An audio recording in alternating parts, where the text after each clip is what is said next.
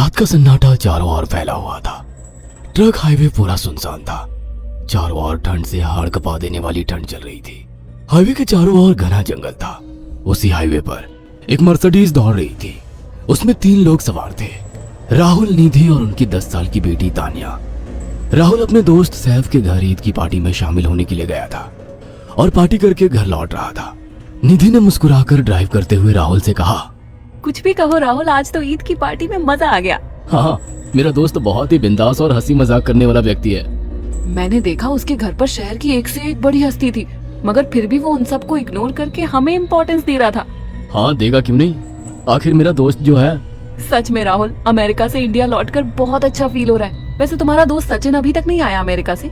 निधि की बात सुनकर राहुल चौंक कर बोला, ओह शिट यार, उसका फोन आया था कि वो इंडिया आ रहा है। उसने बोला था कि मुझे एयरपोर्ट पर पिक कर ले। निधि बहुत नाराज होगा वो। कोई बात नहीं, उससे बोल देना कि तुम्हें बिल्कुल याद नहीं रहा। और फिर तुम्हें सैफ की इनवाइट की हुई ईद पार्टी में भी तो शामिल होना था। निधि ने इतना बोला ही था कि उसकी बेटी तानिया ने अपनी माँ की ओर देखकर कहा, मुझे भूख लगी है माँ, और प्यास भी। तानिया की बात पर निधि ने बुरा सा मुंह बनाकर उसकी ओर देखकर कहा, पार्टी में तो इतना खाया था तुमने, फिर भी भूख लगी है।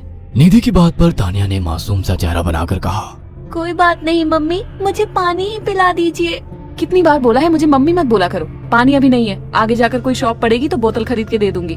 निधि की बात पर राहुल ने मुस्कुराकर कहा, छोटी बच्ची है निधि, इतना नाराज होना सही नहीं है। राहुल ने इतना कहा ही था कि अचानक एक काली परछाई राहुल की कार के सामने आकर खड़ी हो गई। राहुल के पैर अचानक ब्रेक पर पड़ गए। गाड़ी तेज रफ्तार में थी। ब्रेक अचानक लगने से पलटते पलटते बाल बाल बची थी। राहुल के चेहरे पर भयानक ठंडी में भी पसीने की बूंद टपकने लगी। वो दोनों कार से बाहर निकल आए। निधि ने डरते हुए कहा, आखिर कौन था ये?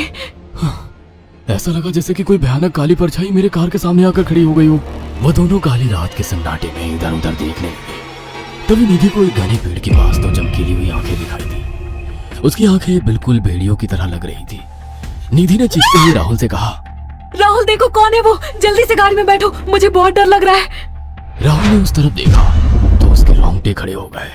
वो दोनों गाड़ी के अंदर बैठने ही वाले कि अचानक एक अजीब सा चेहरा वाला भयानक सा आदमी बिजली की रफ्तार से उनके सामने आकर खड़ा हो गया। राहुल ने देखा कि उसका चेहरा बिल्कुल सड़ा हुआ था और उसकी आंखें भेड़िए की तरह चमक रही थी। उसके लंबे लंबे बाल उसके कंधे तक आ रहे थे और उसके दांत भेड़िए की तरह बाहर की ओर निकल रहे थे। हाथों की जगह नुकीले पंजे थे। राहुल को देखकर अजीब से अंदाज में हंसने लगा, मगर जैसे ही राहुल की नजर उसके कपड़ों पर गई, राहुल की आंखें फटी की फटी रह गई। वो हकलाते हुए बोला, भाईजान, भाईजान, मुझे माफ कर दो, मुझे छोड़ दो। राहुल ने इतना कहा ही था कि अचानक उस अजीब से दिखने वाले भयानक आदमी ने अपने पंजों से राहुल की गर्दन कसकर पकड़ ली और एक ही सेकंड में उखाड़ कर जमीन पर फेंक दी। राहुल के धड़ से लाल रंग का खून का फुहारा फूट पड़ा। इस भयानक मंजर को देखकर निधि के गले से एक जोरदार चीख निकल गई। निधि इससे पहले भागती कि अचानक उस भयानक दिखने वाले आदमी ने निधि को पकड़ लिया और अपने नुकीले पंजे उसके पेट में गड़ा दिए और उसकी हथेलियां बाहर निकाल दी। निधि की एक दिल दहला देने वाली चीख सन्नाटे को चीर गई। अचानक हवा का एक बवंडर उठा और वो भयानक सा दिखने वाला व्यक्ति देखते ही देखते बवंडर के साथ गायब हो गया। तानिया ने डरते डरते निधि के मोबाइल से पुलिस और सैफ को बुला लिया और कुछ ही देर में वहां चारों ओर पुलिस की गाड़ियां थी। पुलिस ने राहुल के दोनों दोस्त सैफ और सचिन को वहीं बुला लिया। इंस्पेक्टर अर्जुन ने दोनों से कहा, मैंने ऐसी हत्याएं अपने करियर में कभी पहले नहीं देखी। ये काम तो ना किसी जानवर का लगता है, ना ही किसी इंसान का। सचिन कपकपाती हुई आवाज में बोला, आप कहना क्या चाहते हैं? कुछ कह नहीं सकता। जिस किसी ने भी इन दोनों को मारा है उससे एक बात तो साबित होती है कि वो इन दोनों से हद से ज्यादा नफरत करता था। अब सारी सच्चाई तो ये बच्ची ही बता सकती है। इतना बोलकर इंस्पेक्टर अर्जुन तानिया के पास चला गया, जो बेहद डरी हुई थी। तानिया ने आंखों देखी सारी घटना इंस्पेक्टर अर्जुन को बता दी। तानिया की बात सुनकर इंस्पेक्टर अर्जुन कंफ्यूज चेहरा लेकर मोबाइल पर किसी से बात करने लगे। सचिन इंस्पेक्टर के पास आ गया और सैफ भी डरता हुआ इंस्पेक्टर अर्जुन के पास आकर बोला, क्या हुआ इंस्पेक्टर? तानिया ने क्या बताया? उसने जो बताया वो काबिले यकीन नहीं है। उसकी बात पर किसी भी तरह से यकीन नहीं किया जा सकता। फिर भी कुछ तो बताया इंस्पेक्टर।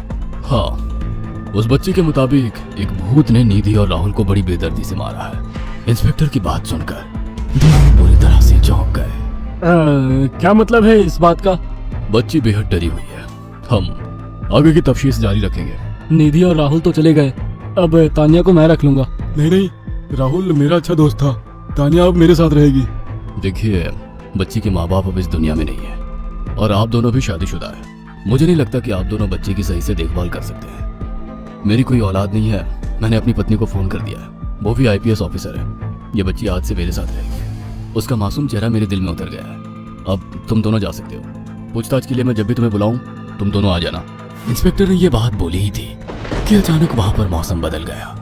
चारों ओर काली घटाएं छा गई और एक भयानक बवंडर उठा और देखते ही देखते सब पुलिस वालों के सामने वो भयानक चेहरे वाला आकार सबके सामने खड़ा हो गया। उसको देखकर सबके रोंगटे खड़े हो गए। देखते ही देखते उसने अपने भयानक पंजे सैफ की आंखों में डालकर उसकी आंखें निकाल ली। सैफ ने चीखते हुए वहीं दम तोड़ दिया। उस भयानक आदमी को देखकर सचिन उसके पैरों पर गिर गया। तुम तो भाईजान से कपड़े पहने हो। मैं समझ गया तुम भाईजान हो।